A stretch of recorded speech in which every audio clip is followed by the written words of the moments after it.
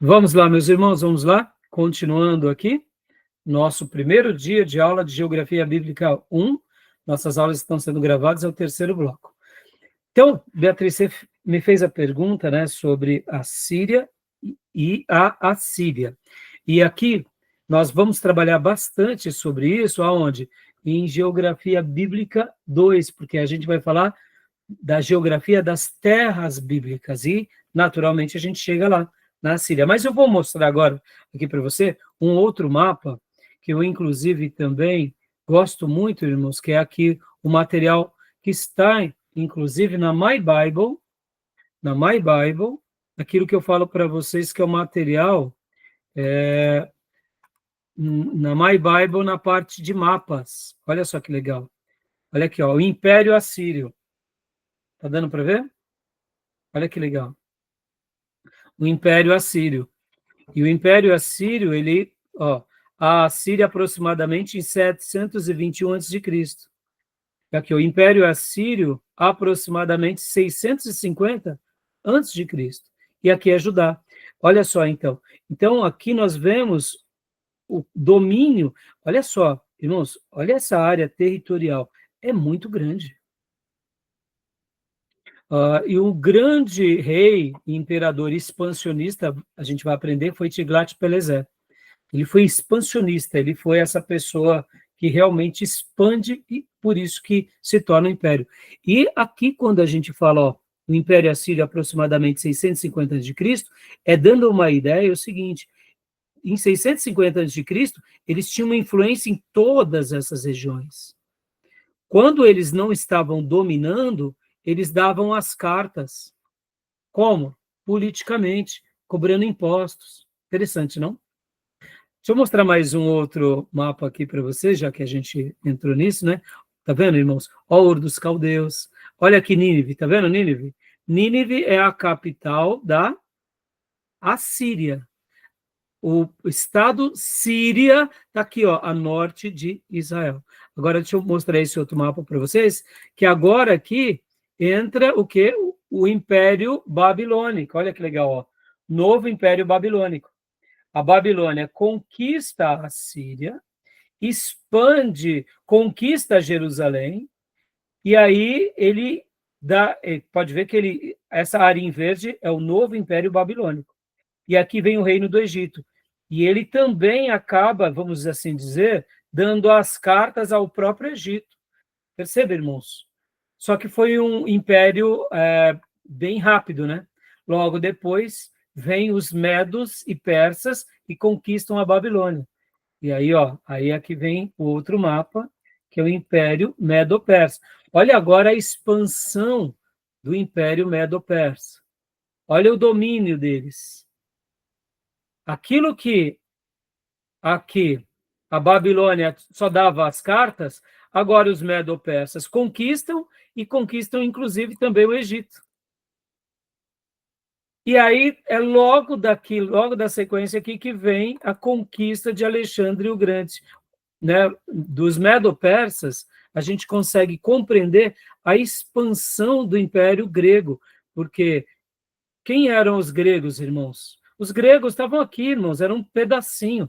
E eles conseguiram derrubar o Império Medo-Persa, e aqui vem a expansão do Império Grego, que também foi um império muito rápido, e logo na sequência vem o Império chamado Romano, né? E aqui, ó, onde vem e nasce Jesus. E aqui o Império Romano se estabelece. Entendeu? No quinto século cai o Império Romano do Ocidente, mas lembra que eu tinha dito que aqui a sede foi colocada do Império Romano agora em Constantinopla? Mas o Império Romano do Oriente só cai no século XVI, depois de Cristo, ou seja, o Império Romano foi um dos impérios mais longevos de toda a história da humanidade. Por isso que tanto o Oriente quanto o Ocidente, principalmente o Ocidente, foi marcado pelo Império Romano, né? Tá bom, meus irmãos? Ó, dei uma breve síntese, né? Olha que interessante, né? Gostaram? Legal demais, né? A gente começa a entender um pouquinho. Irmãos, assim, não tenham pressa, tá? Até hoje eu estou aprendendo, até hoje eu estou codificando algumas informações. É uma vida de aprendizado, tá bom? Beleza? Então vamos voltar para o livro-texto para a gente concluir o capítulo 1? Vamos lá? Alguma pergunta, irmãos? Todas, né? De repente os irmãos olham assim e falam todas as perguntas do mundo. Mas é assim, não Mas é uma... pelo menos começa a fazer sentido, né? As partes, pelo menos, das profecias, né? Que vai vir um outro, e a gente vai começar a entender, né? Que aí um império entrou no lugar do outro. Exato. E você sabe, Beatriz, quando a gente for falar sobre introdução ao Antigo Testamento, a gente falar sobre o livro de Daniel, muitos teólogos vão dizer que Daniel ele existiu depois de tudo ter acontecido, porque era impossível alguém profetizar sobre vários impérios. Tipo assim, como pode alguém ter... Porque pensa assim, o que muitos deduzem sobre uma profecia? Que a profecia vai ser algo assim meio subjetiva, né? Israel vai ser uma bênção, por exemplo.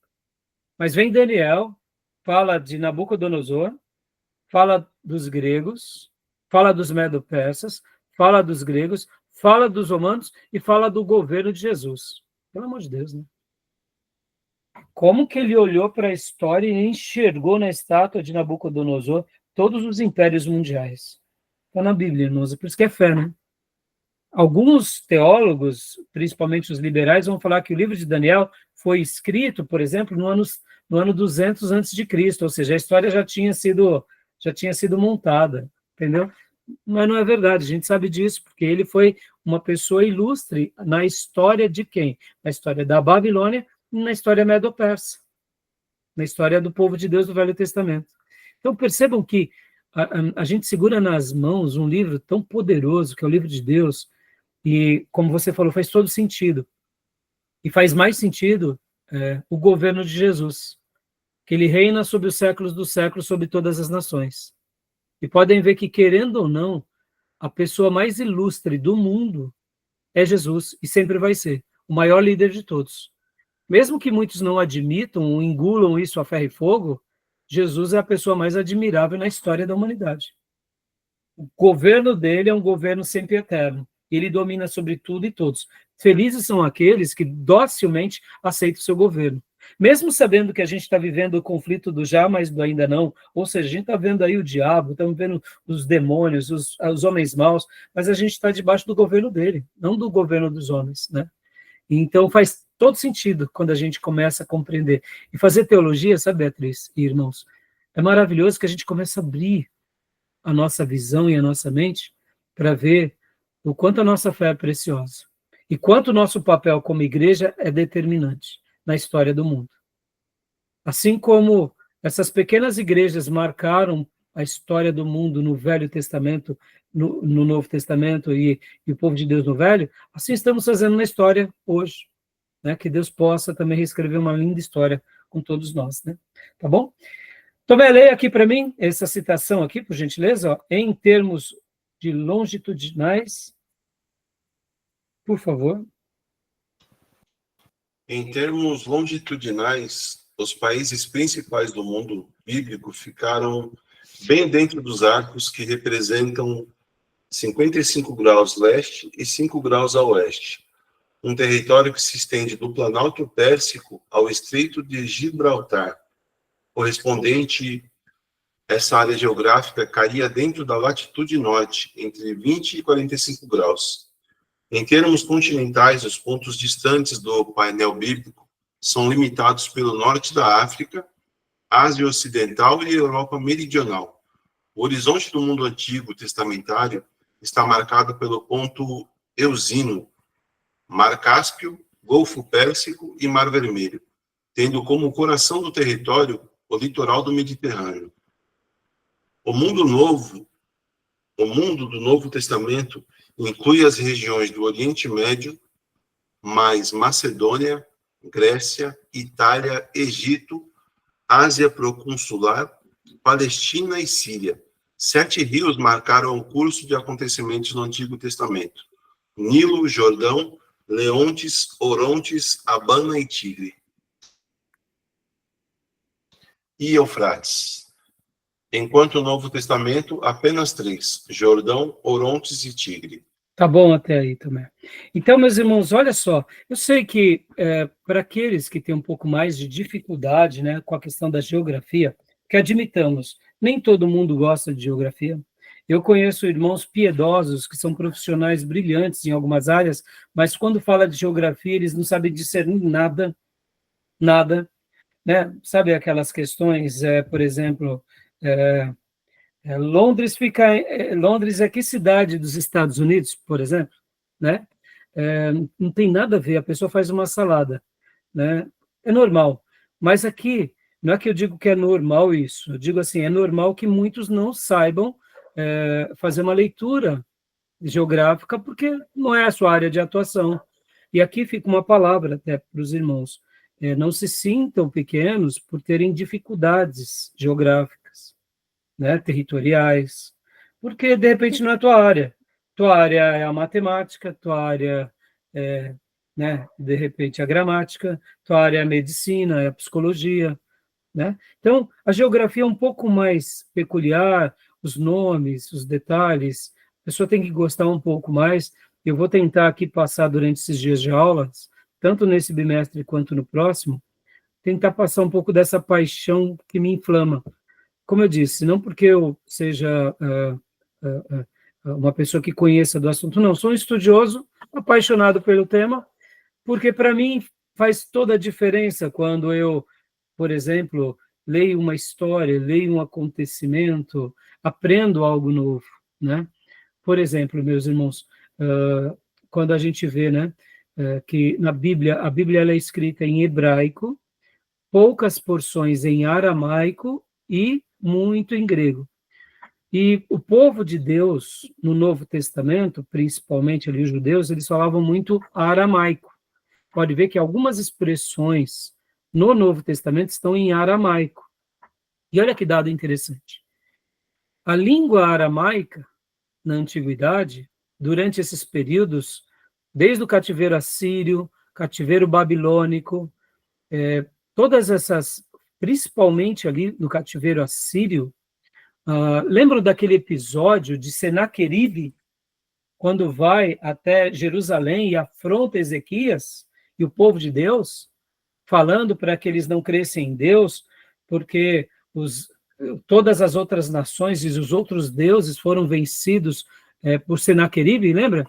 Eles estão falando ali em aramaico. Aí você diz assim, por que falavam em aramaico?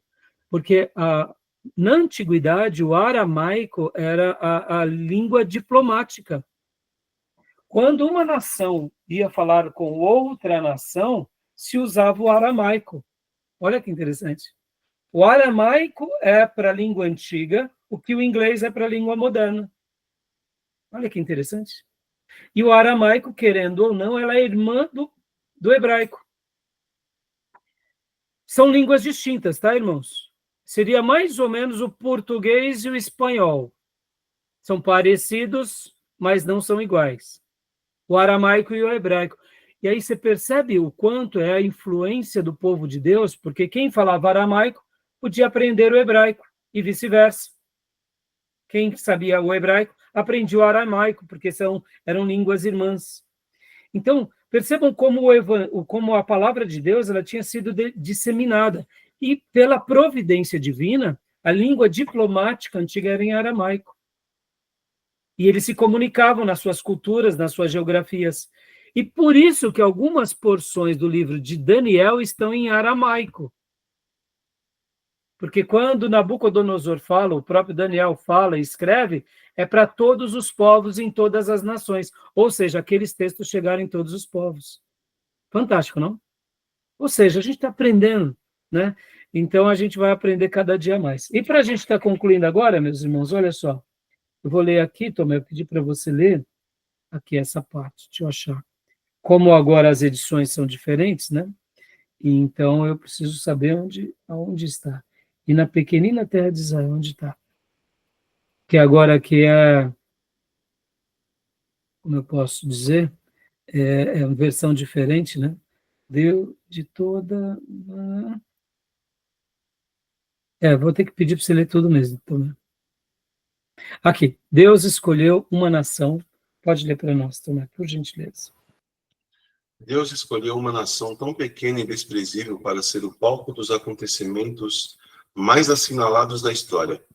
Na pequenina terra de Israel, o Todo-Poderoso escolheu Belém da Judéia, a minúscula cidade, a mais apagada, para acender nela, com o nascimento de Jesus, uma luz para brilhar e atirar seus raios em todas as direções da terra. Dá uma pausa também, por gentileza. Olha que coisa linda, irmãos. Belém da Judéia, a menor das cidades, né? Continua, por gentileza.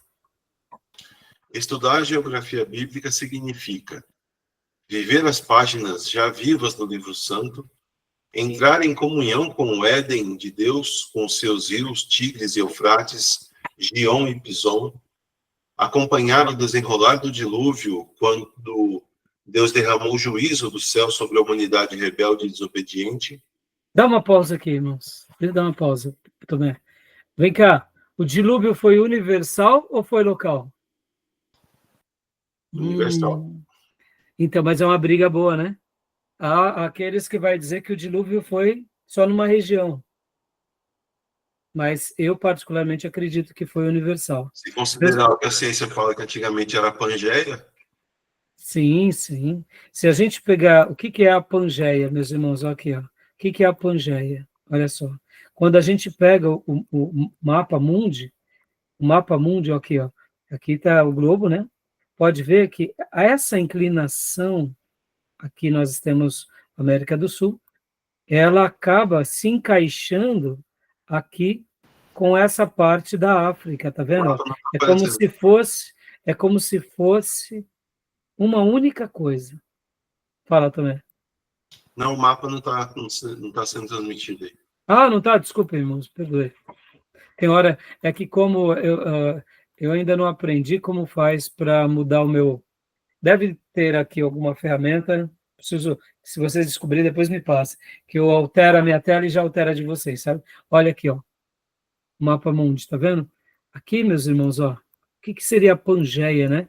A Pangeia foi uma ideia que um cientista deu, dizendo o seguinte, opa, onde estamos? Vamos lá. Onde estamos? Aqui é aqui é o Oriente, isso? Que é o Oriente, aqui, ó. Vamos pegar para cá. Irmão, vocês já notaram que aqui, ó, aqui é a parte oriental, né? E aqui é o globo terrestre. Vocês já notaram que o oceano tem o Pacífico e tem o Índico, né? Metade do planeta é oceano, meu irmão. Já notaram isso daqui, ó? Pelo globo, mapa mundi, né? Porque geralmente quando a gente pega o mapa mundi, eles abrem o mapa mundi desparramando e unem apenas as partes que são terras, né? Então aqui, irmãos, ó, quando a gente pega essa região aqui, que é a América do Sul, com a África, podem ver que praticamente eles se encaixam. E se a gente fizer essa aproximação, praticamente é como se fosse todo um quebra-cabeça. E quando você vem aqui, como eu disse para vocês, para o Oceano Índico, olha o tamanho do Oceano Índico. Irmãos. Vocês sabiam que aqui não tem rota de avião, né? Sabe por quê? Porque se der um problema, você cai aonde? Você não tem onde pousar, né? Não há rota de avião. O Havaí fica por aqui, meus irmãos. O Havaí, né? Ó, aqui, ó, tá vendo? Aqui é o Oceano Pacífico, né? O Havaí é uma dessas ilhotas por aqui. Deixa eu ver. Onde está o Havaí? Já eles aparecem aqui, tá vendo? Aí vai aparecendo, tal. E aí, uma dessas ranhúrias aqui é como se fosse o Havaí. Eu não estou lembrando onde é agora. Fica mais para o norte, ali, perto dos Estados Unidos, né? Mas é longe mesmo assim, viu, Tomé? Eu lembro que é longe demais, né? Ó. O senhor está na América do Sul. Vamos aqui, Havaí. Hã? É que o senhor está na América do Sul, ele fica lá perto dos Estados Unidos. Espera aí, ó, vamos lá, Havaí, ó. Havaí, ó. Onde é o Havaí, ó? Aqui, Tomé. A gente acha que o Havaí é pertinho, né? Não, aqui, ó. Olha onde é o Havaí. É aqui, irmãos. Tudo bem, né? É verdade, a gente está mais para baixo. Mas essa região aqui é o Oceano Índico, irmãos. Percebam, olha o quanto de água. Então, a teoria da Pangeia, ela é muito interessante, que essas terras aqui eram todas unidas antigamente. Meus irmãos, a gente não sabe de nada, essa é a realidade, né? A gente é muito pequeno, né? Mas, voltando, o dilúvio, ele é parcial, regional ou mundial? Entendeu? Eu creio ser mundial. Eu creio. Quem sabe uma hora a ciência vai descobrir isso. Só para vocês terem uma outra ideia, irmãos. Nós conhecemos mais sobre o espaço do que sobre o oceano. Sabiam disso? A gente conhece muito pouco sobre o meio da Terra, porque não tem como chegar lá. Não tem ferramenta, não tem maquinário para chegar. E quando se trata de partes do oceano que são muito fundas, a pressão é tão grande, é tão grande, é tão grande que os cientistas acabam não tendo como chegar nessa região. Interessante, né? Existem coisas que a gente não sabe. Olha, estamos no ano de 2025, depois de Cristo. O ser humano já está chegando com as suas sondas em lugares variados, né? O James Webb, que é aquele telescópio que foi lançado alguns anos atrás, está mapeando todo o universo, mas ainda a gente não conhece os mistérios mais profundos do nosso planeta. Percebam, então muita coisa pode acontecer ainda, né, com relação às descobertas, né? É interessante. Então, eu fiz questão só de parar, mas voltando aqui para o texto, para a gente concluir, Tomé, você estava lendo um assunto sobre dilúvio, né? Continua. Então, estudar a geografia bíblica é viver as páginas do livro santo, é entender o Éden, os rios, né? É acompanhar o dilúvio, e aqui, ó, é imitar Sem Cã e Jafé no repovoamento da terra. Acompanhar de perto a linha semítica de Terá, Abraão e toda a família do primeiro filho de Noé. Estar com as 7 nações cananeias, assistir ao surto de progresso que viveu o Egito, sofrer com os descendentes de Jacó na terra de Cã, levantar-se com Moisés, retirando Israel do cativeiro egípcio e acompanhá-lo na milagrosa passagem do Mar Vermelho, depois da peregrinação do penoso deserto na entrada e posse de Canaã. Tá bom até aí. Depois leiam essas partes, que são maravilhosas. Ele fez uma síntese, o pastor Enéas, né? E aqui, para a gente concluir, eu vou pedir agora para a nossa irmã Beatriz ler aqui, ó, com o olhar. Então, ele vai dar uma síntese, irmãos, de todo o Velho Testamento, chegar no Novo Testamento, na ilha de Patmos, quando João teve, né, a visão do futuro glorioso, e conclui para nós, Beatriz, com o olhar voltado. Com o olhar voltado para essa linha de gloriosas realidades, levantemos os olhos e, por instantes, contemplemos a Mesopotâmia, com seu Tigre Eufrates, a Síria, a Fenícia, o Egito, o famoso Império Eteu e toda uma vasta gama de civilizações gloriosas, que dormem hoje em alguns escombros de escavações arqueológicas ou nos museus escuros e frios. Aleluia. Eu queria ter feito o 1 e o 2. A gente vai com calma, tá, meus irmãos? Sem pressa, quero estar tirando dúvidas, sabe? Porque mais do que jogar aqui um monte de informação para vocês, é fazer vocês se apaixonarem por esse tema e aprenderem bastante sobre eles, tá bom? E aí, semana que vem, nós estaremos falando agora sobre o capítulo 2, as nações cananeias. E pode ver que aqui o pastor Enéas já tinha dado até uma síntese, né? Olha só que interessante opa, aqui, ó, as nações cananeias, ó. Ele falou as 7, aqui, ó, está com as 7 nações cananeias. A gente vai aprender agora a influência dessas 7 nações cananeias, aonde na próxima aula, tá? A gente vai seguir esse material. Tá bom, meus irmãos? Beleza? Alguma pergunta? Como eu disse, né, tentem ler o livro, não fiquem com neura. Eu não decorei os nomes. É normal. São muitos nomes, são muitos rios, são muitas cidades. Talvez você não seja uma pessoa que guarde nomes com facilidade. Faça a sua leitura e vamos estudar e vamos aprender. Tá bom? Gostaram do preâmbulo da aula de hoje? Querem falar alguma coisa? que vocês acharam? Vai dar para a gente fazer umas viagens legais? Vai, acho que a gente vai dar uma surtadinha, assim, de se sentir muito pequenininho. E sabe, Beatriz, quando a gente começar a entender um pouquinho cada coisa, sabe? Por exemplo, as árvores de Israel. Deixa eu só fazer uma pergunta aqui. Vocês gostam de tâmaras? Tâmaras.